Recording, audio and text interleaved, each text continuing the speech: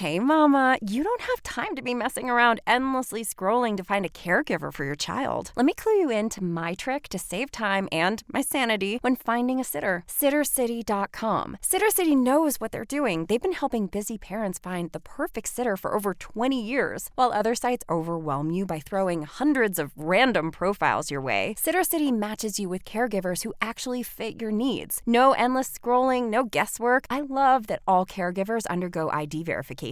They have background checks, specialized qualifications, and real parent reviews to know if they showed up on time or really know how to handle my sassy toddler. And if I need help, I can talk to a real live human, not a robot, with Sittercity's delightful team. You know, my employer pays for me to get Sittercity completely free as part of my benefits. Yours could too. Sittercity is my go-to for a smarter, simpler way to find reliable, trustworthy care. Don't wait. Go to Sittercity.com/XX and get the help you need.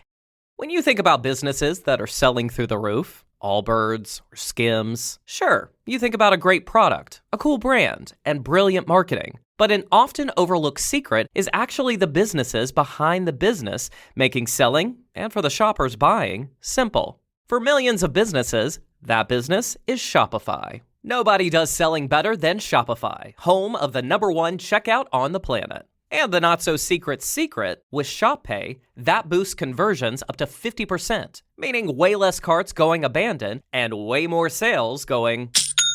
So if you're into growing your business, your commerce platform better be ready to sell wherever your customers are scrolling or strolling on the web, in your store, in their feed, and everywhere in between. Businesses that sell more sell on Shopify. Upgrade your business and get the same checkout Skims uses. Sign up for your $1 per month trial period at shopify.com/audioboom.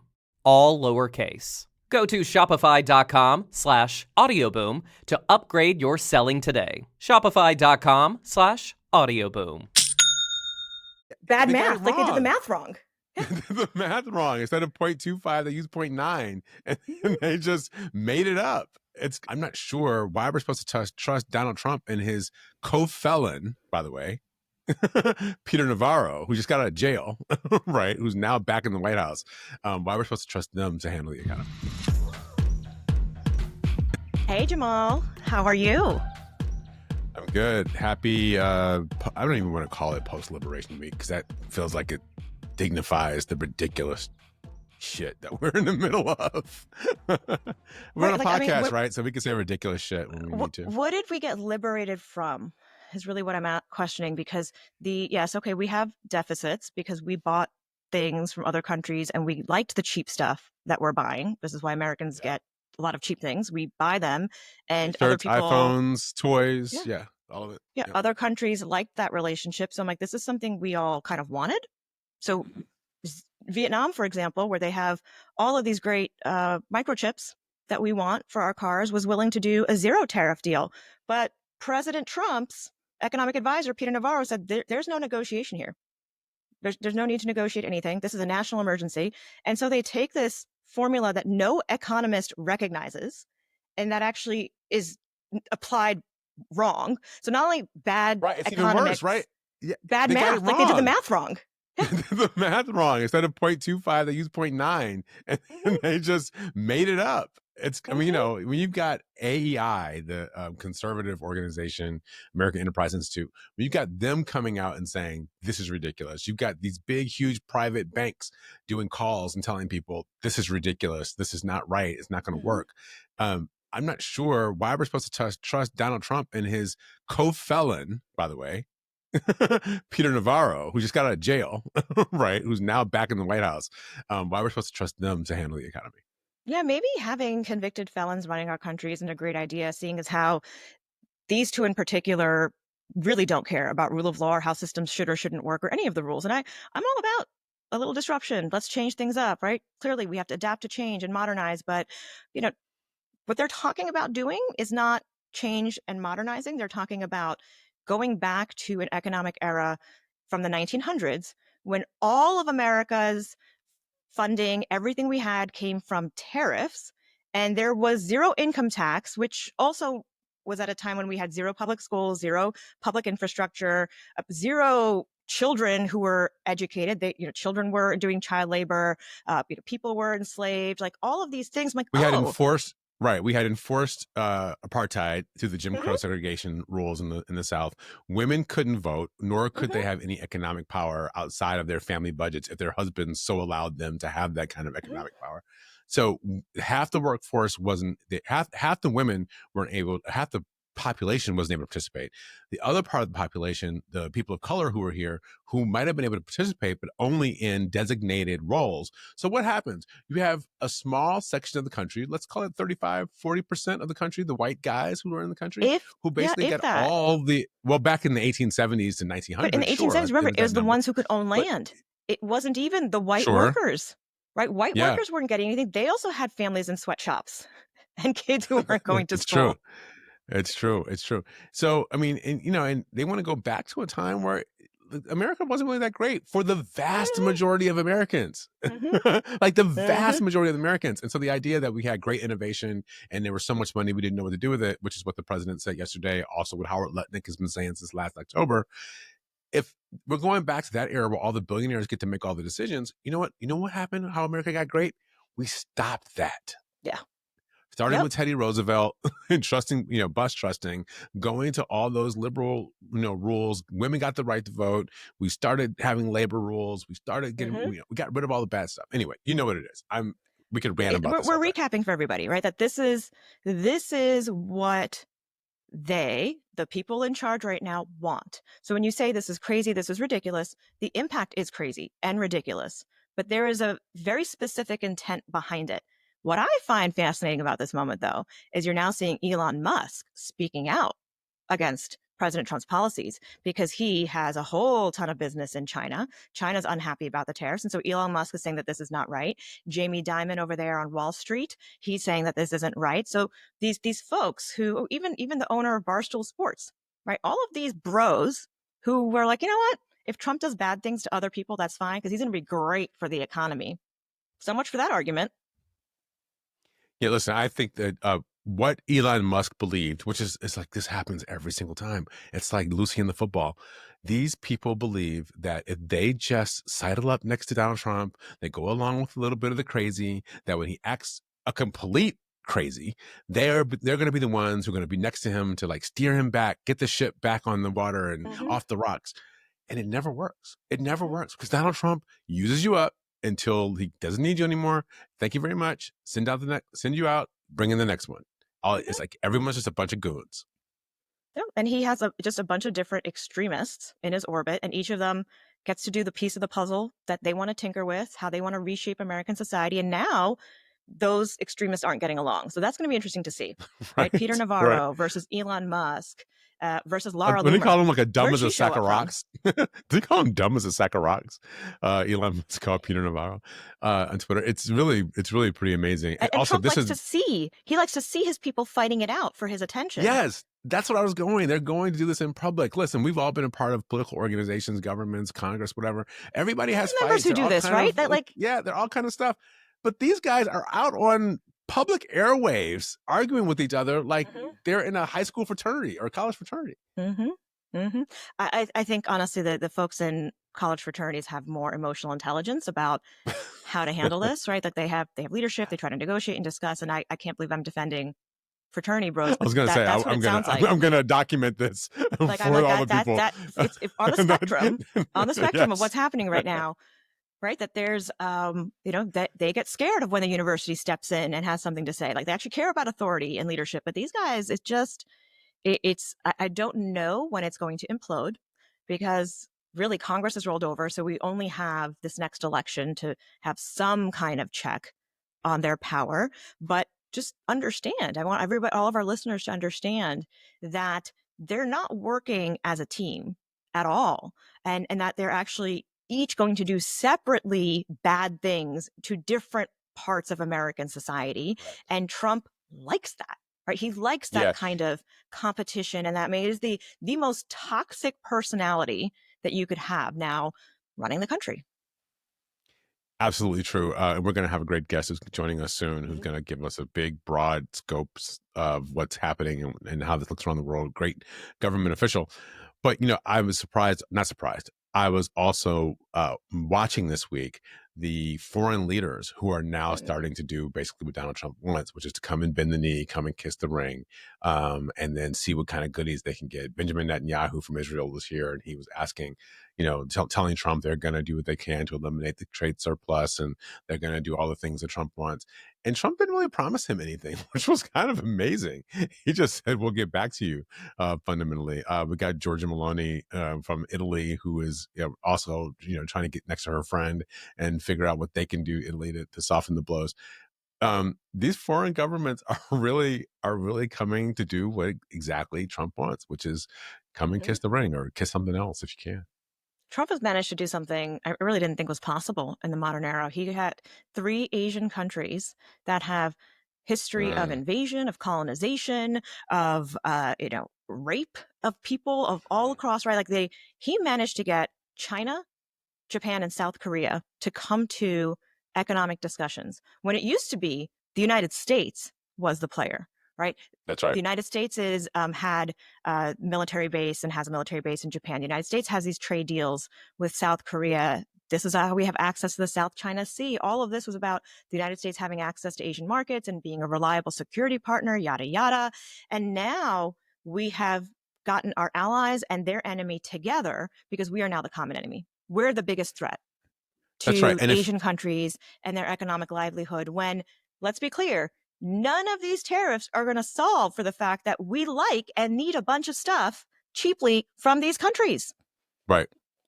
And for those who may not have been up on their pre-World War II or World War II Asian history, Japan invaded Korea and dominated South Korea and basically treated the South Koreans much the way kind of white Americans treated Black people. They wouldn't allow them to use their language. They took over their buildings and turned them into like their emperor's house and turned it into kind of a rote government office. Like it's like taking over the White House and turning it into a post office. Yeah, right? women, Like that's basically South what Korean they did. Women were forced to they were service. Forced, right? Women were forced into sexual service.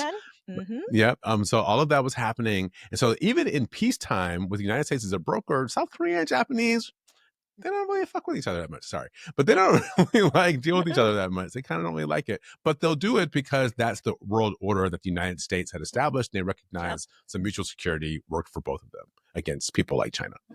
But now we're the ones that are out and China's the one that's getting it. Yep. All for what? For bad math formulas. Right. It's like you've said this before, Jamal. It's just the poor execution is probably what's going to undo everything and make it fail faster.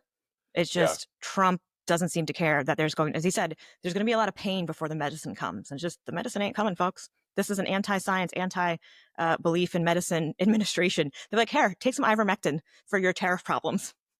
And it's interesting. Sorry. Did the cost of goods go up $3,000 on average? Is the average cost of a home up $250,000? Take some vitamin A. You'll be good. That's the logic.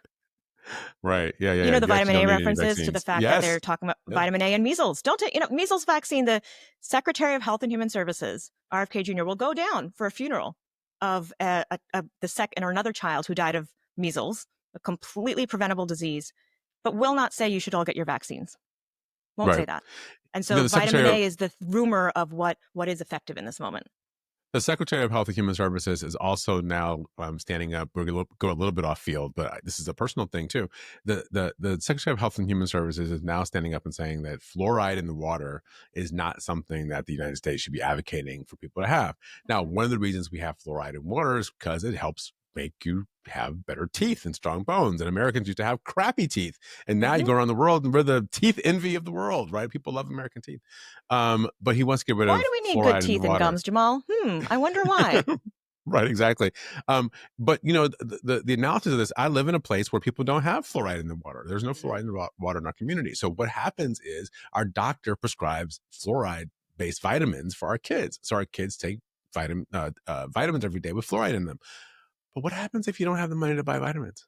What happens if you can't afford to do it? Or you forget your vitamins. You're just like, okay, or you forget them. But it's a tax again on poor people because some rich dude who probably has given whose kids grew up with fluoride in their water, and he is deciding that you don't need it anymore, and he doesn't care about the impacts that it actually has on real people and their lives. So let's add in a data point here, Jamal.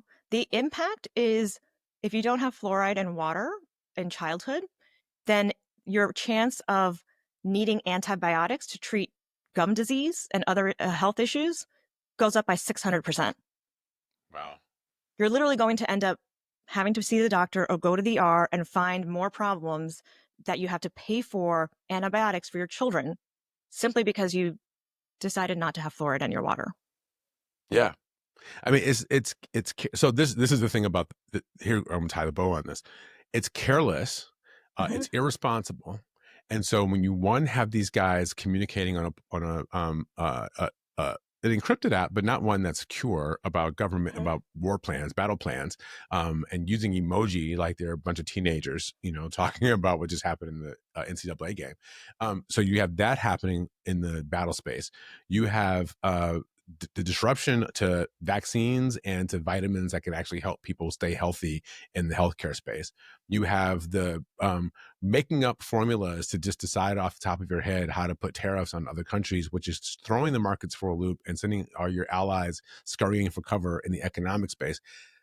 How are we supposed to believe that any of these things are thoughtful or could matter, or why we should trust these guys to figure it out just because Emperor Trump has decided that these are the things that Americans ought to be for? Yeah, they want to. It's irresponsible and careless. They want to reshape America in an old image that none of us recognize right now, and they convince enough people to just trust them to do it. And a lot of those people are finding out right now that they are also part of the reshaping, that they also can be discarded. Right? DEI, the number one DEI program in federal government, veterans hires. They're going to be trimming down the Veterans Affairs. That's 30%, at least minimum 30%. They said that's all veterans who've been working there. Right? It's going to. This is all people are going to realize very quickly. So you're kind of circling the DEI since we got a couple of minutes. I do think we were going to stay out of immigration for now, but I do think we should touch on it because I think this is the thread. Is the Supreme Court just said that they were not going to stop Trump, make Trump bring back where's the gentleman from who is in the prison? The guy from Maryland who had protected status in Maryland, exactly, who got picked up and deported without any proof or evidence provided against him. And he had lawyers. They walked in, they said, why, how, come on, what's going on? The Trump administration said, oh, this is last week, well, we can't bring him back because now he's in El Salvador prison and we have a deal with El Salvador that we give them money and they put people in jail for us. So sorry, we can't do anything. And even the Trump administration's lawyer said, yeah, we shouldn't have deported him. We don't really have a legal basis, but we can't do anything. You know what they do? They fired that lawyer. I was going to say, they got rid of the lawyer. They fired the lawyer who admitted legal reality and was trying to still do the tap dance. They fired him. They said he had not accurately represented Trump's perspective and he wasn't loyal. They got rid of him. And so the appeals court said, nah, this judge is right. The judge said that this is absolutely unlawful. So when the right before our guest comes, so when the Supreme Court jumps in and the Supreme Court basically stops that, everybody, they go along with it except for who? The women. Right? So everyone's sort of posed this like the liberal judges plus Amy Coney Barrett. It turns out Amy Coney Barrett, who is a Donald Trump appointee, right, has become increasingly suspicious and skeptical is a better word, skeptical of a lot of these Trump rules. And so when we saw the 5-4 decision by the courts about this case that Nayyera was just talking about, it was the 4 justices that stood up, Sotomayor, Kagan, and Jackson, and now Amy Coney Barrett, who stood up. It was the 4 women on the court who said, I don't think this is, we got to do better than this. I think that this is an emerging in Georgia. Be 4 women plus whatever one of those guys they can get to go along with them. It'll could probably be be Roberts. Could be at some point. Roberts. Yeah, it probably would be Roberts. They're the only at some ones point, who could do it. As we're sitting here discussing and trying to battle over when rule of law may or may not prevail, and what is the exact point of constitutional crisis? Everybody wants it to be later, but it might be in front of us right now. Want to bring in our special guest, Don Graves, who most recently served as Deputy Secretary of Commerce, but he is an economic expert. He knows how to explain and engage with people. He's helped both Jamal and myself understand a lot more about how government services people through working with the economy. Don, welcome. Hello, it's so good to be with you. Hey Don, it's good to see you. I know you're now, since you left the Commerce Department, you also now are a fellow over at Georgetown. And tell us what is going on. How are you enjoying your post-administration life? Have you like reconnected to all the important things? What's going on with you? Well, I'm getting there. This is it actually has been great to get back to my law school alma mater at the Institute of Politics and Public Service at Georgetown.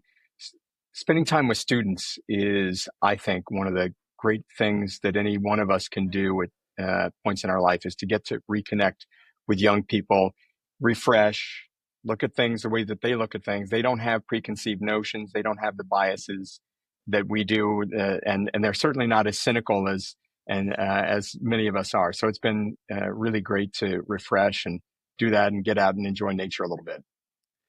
So in I have honor the of same Don, experience. go ahead, Nayyera.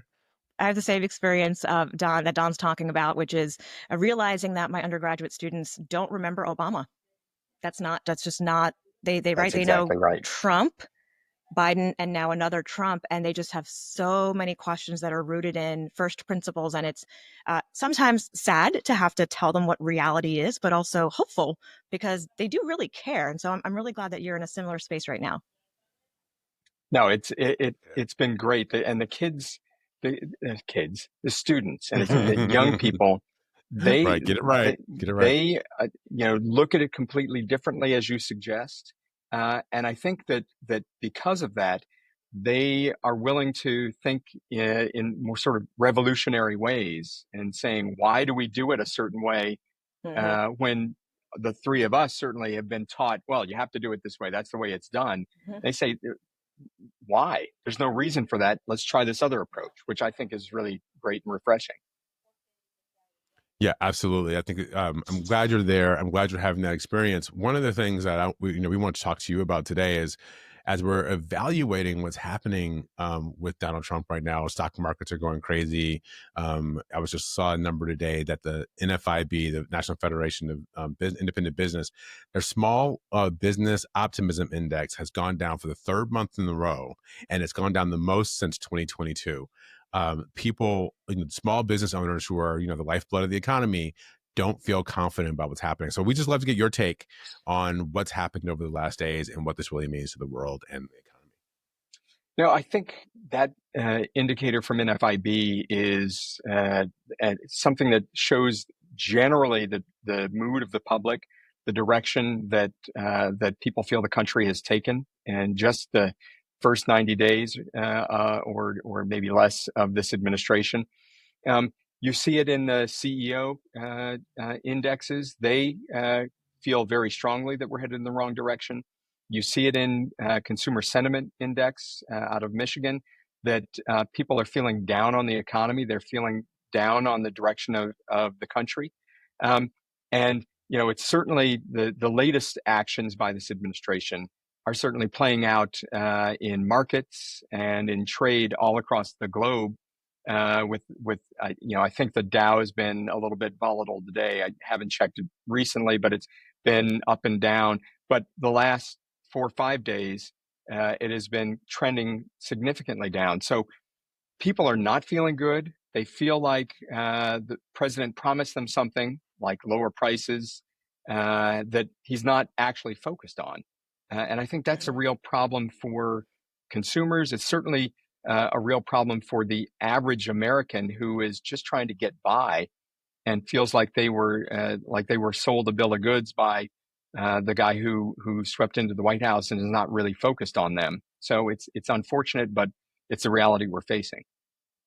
I love your use of bill of goods, because that's very much a customs and tariff term, right? That something, an item comes across the border and there's a bill of goods that goes with it.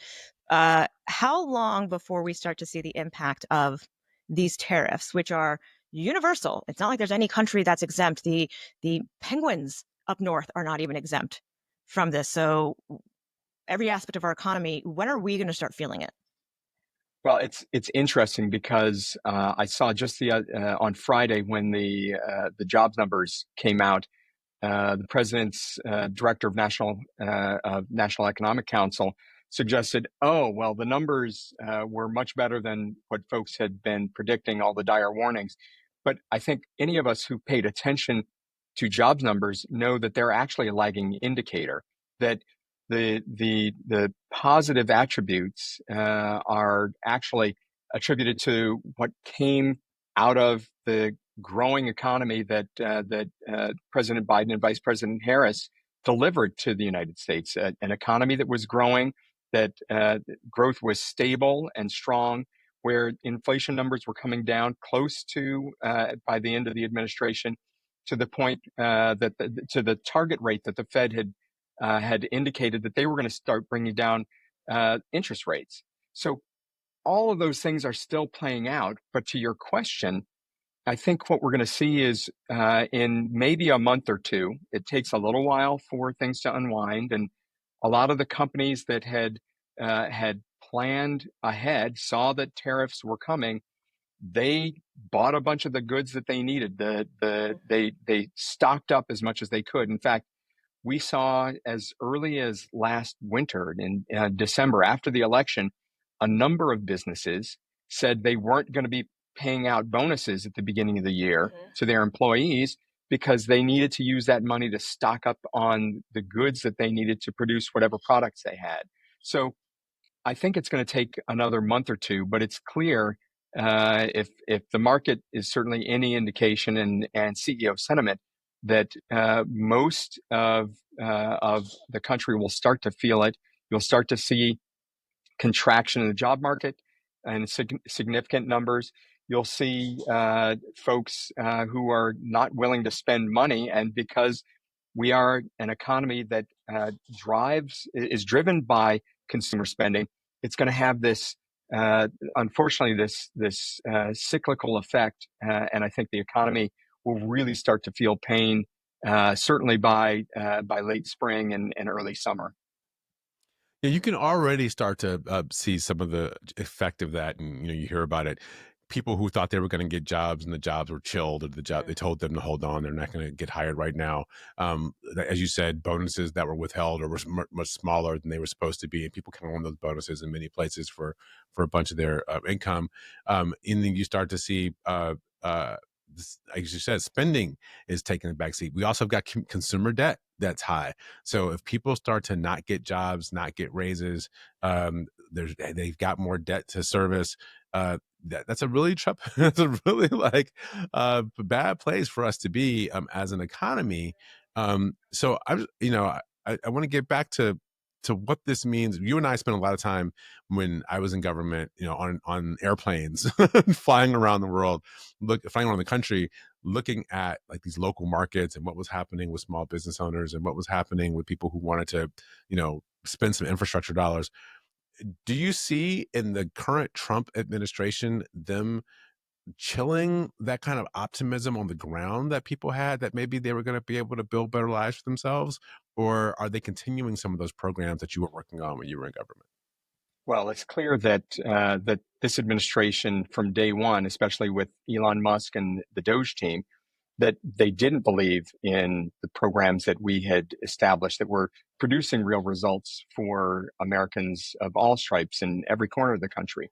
So this administration has eliminated, even where they have not eliminated the programs outright, which they have done in significant ways across the federal government, they have laid off or forced out the very folks who actually drive these programs, not just the social safety net programs, not just the programs that are built to help the lowest income families in this country, but the very programs that help sustain our small businesses, for instance, the programs that are in place to make sure that the people who fought for our country and may have sustained injuries through Veterans Affairs, all these programs that are built to drive economic growth and to support individuals in various ways, this administration is pulling back from that. So I think that what you're going to find is that federal government, as the year goes on, the federal government certainly won't be able to support those companies in ways that they had before, in things like trade, in things like investment. you'll also see that individuals and families that rely on the services of the federal government are going to have much more difficulty accessing those resources in significant ways. And I think so far the government has been somewhat resilient, but we just saw that the Supreme Court blocked 16,000 critically important federal workers from coming back into the workforce. These were the folks, the probationary workers. It's not probationary that they were in trouble or anything. It's that they had transitioned, they had maybe promoted to a different job in recent years, or they were hired to implement these very programs like the CHIPS program, like the programs to drive EV production, to drive manufacturing all across the country. Those folks are now back to being laid off. And so these programs are going to start to fail all across the country. Which is part of the intent, right, is to continue to point to government as a failing institution, that government doesn't work. But when you hear the current Secretary of Commerce, Howard Lutnick, say things like, my mother-in-law, she misses her Social Security check. She's not going to call. Only the people who are grifters and, trying to game the system, only they're the ones who are going to be using the phone. So, and that was all a justification to take down websites and fire IT staff. Because he's saying, you don't need people. No one's going to really need the help of Social Security to process or understand what's going on with their benefits. What's your reaction? It just shows how out of touch the president and his administration, especially his senior leaders, are from the daily lives of Americans. The fact that he would suggest that an American who's relying on a Social Security check, who may have a very limited pension, that they could get by for a month or 2 months if they didn't get their check. That just shows that he is part of the elite and doesn't get what regular Americans see from day to day, from week to week. We know that people are in many communities, in many places in this country, are sort of getting by week to week, paycheck to paycheck.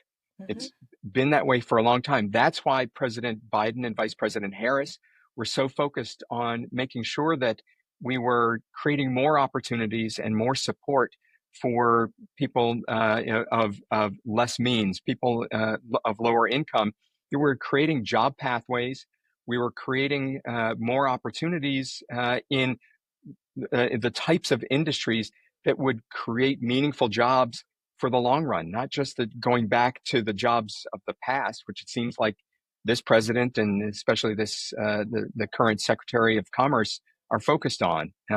They seem to think that American beef and the producing the Edsel are the way that we should be going. And when beautiful beef and the Edsel may have been a interesting idea, that's not the direction the country needs to go. Of course, those of us who might eat meat, we want American meat sold across the globe, but we also want good meat from abroad. That's the flow of trade, and we definitely want the best cars produced in this country, or the best manufactured goods, but up the manufacturing scale, not back to the types of things that actually aren't competitive with the Chinese, let alone the Europeans. So don't forget just cheap. Out of touch. People want cheap. People want cheap. Don, that's where I want to check in with you now. I worked at the Commerce Department many years ago, but one of the things about commerce I think people don't often appreciate is the folks at Commerce, the staff there are they're commercial diplomats, right? Like they're going around the world, they're engaging with countries. They know exactly if you go to the U.S. Embassy office, a foreign commercial service officer will meet you and tell you, here are the things people buy in this country. Here are the things you got to do in order to meet the qualifications to sell in this country. Here are the things that people you got to know inside the government. They'll lay it out for you about how to export your goods, how to make it work. One of the things that's disturbing to me about watching Trump is the soft power that so many of us believe was so important about America having being so important around the world. It wasn't just our military. It wasn't just our economic might. It was the fact that people love blue jeans, they love movies, and they wanted to eat McDonald's and all that stuff. And now what we've seen is, all this foreign direct investment that's come to the United States of people who wanted to buy things here, buy residencies here. They see America as a refuge and a safe place. We were a partner to the world. I just want to tap into your sort of commercial diplomat hat for a second and talk to us about how the Trump approach to kind of global economics might be impacting America's bonds with allies and people who are considering whether or not they ought to be our allies. You are exactly right. The thing that one of the things that made us a great country was that other countries relied upon us. And they knew, maybe American goods are slightly more expensive, but they're of higher quality. And they could trust us that when we said we were going to stick by a deal, we were going to stick by it. We'd stand by their side and we'd be there when they needed us. You look at the U.S. economy over the last 20 years, almost 20 years, it's grown. It was about $14 trillion in 2007, 2008. You compare it to the Eurozone, and that was a little bit less, about $13 trillion. In that period of time, in just under 20 years, the U.S. economy has almost doubled. We're close to $28 trillion right now. And the Eurozone has grown by a couple $1 trillion. And that's because of things like the U.S. Foreign Commercial Service, the folks that you talked about, Jamal, the folks who at the Commerce Department are our liaisons, the ones who build that trust with other countries, certainly with the ministers, but even more importantly, building the trust and the partnership, laying the groundwork with other companies so that U.S. companies can do deals in those countries and we can sell to those markets. Well, we've just blown up that system. We've just eroded all of the trust that we had. You talk to leaders, and I've talked to a number of leaders, both government leaders, but also more importantly, the business leaders from other countries. And they say, Don, we like you a lot, and we appreciate all you did, but we no longer trust that the United States is going to stick by its commitments.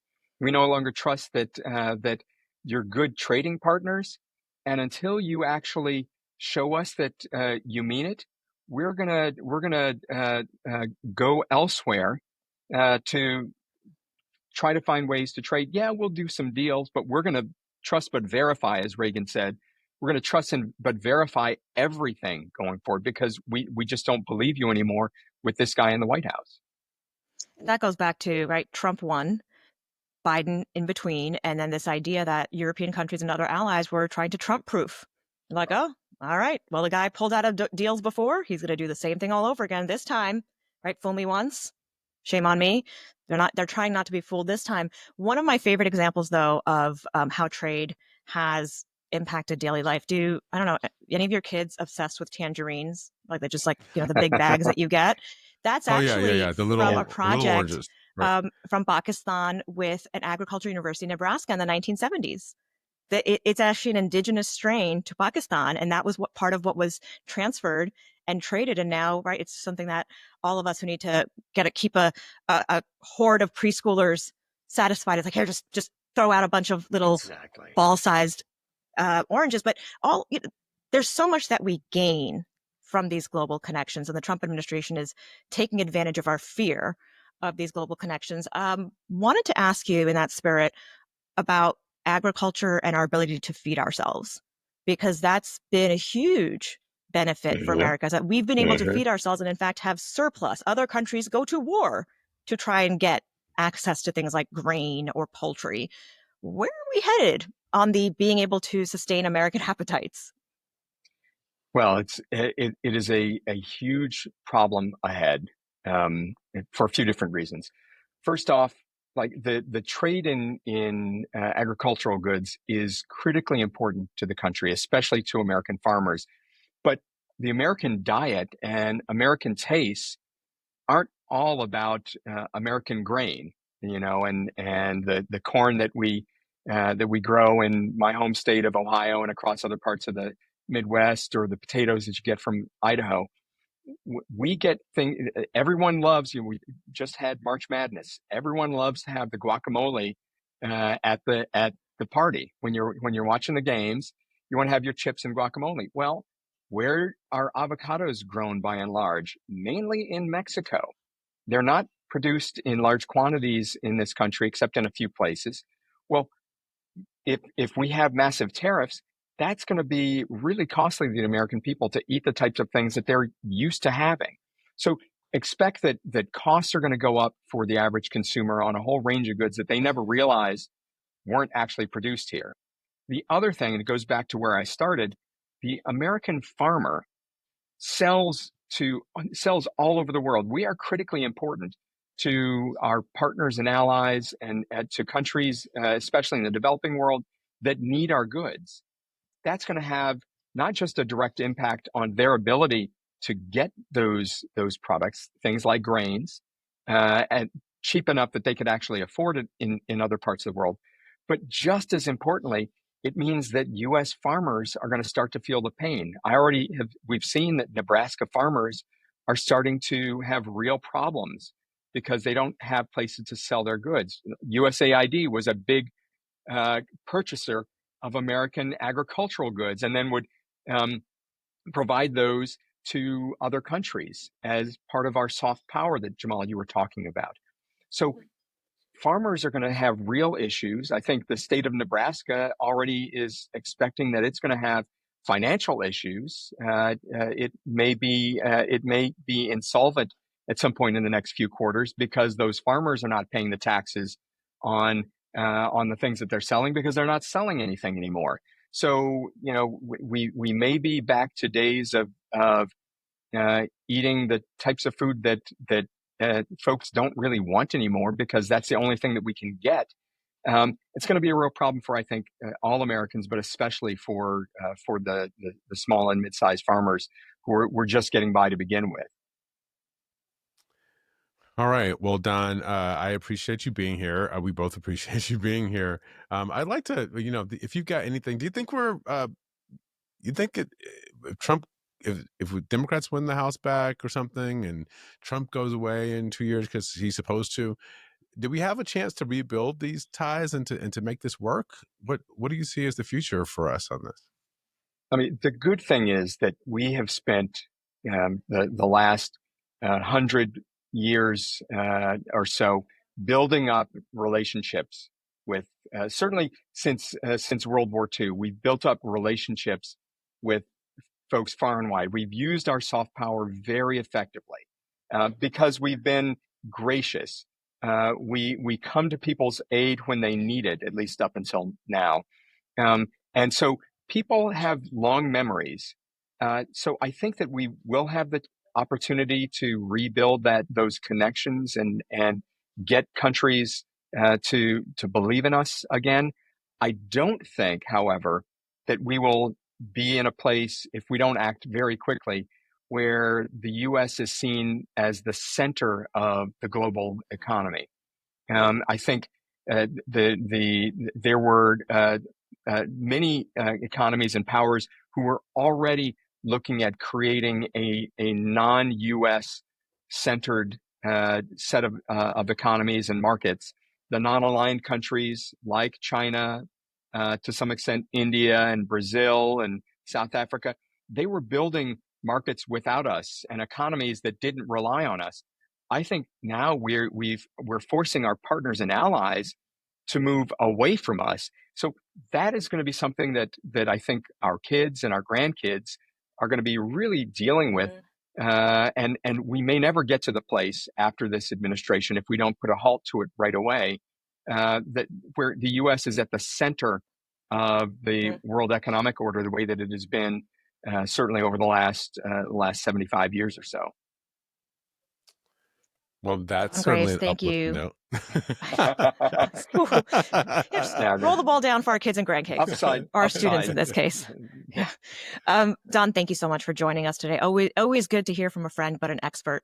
And glad to see that you're still in the game and trying to make sure that our listeners and students and everybody else understands really what's at stake with how we're working with our government right now. Thank you. Oh, my pleasure. Thanks, and thanks for what you guys are doing. This your show is actually critically important at helping the American people really understand what's happening in Washington, but more importantly, how it's affecting their daily lives. And I think that, Jamal, you and I talked about this. That's the problem the Democrats have had, is not connecting what's actually happening in Washington with people's daily lives. So thank you for what you're doing. Here we thought we were just doing therapy every week, Jamal. Apparently we're doing a public service.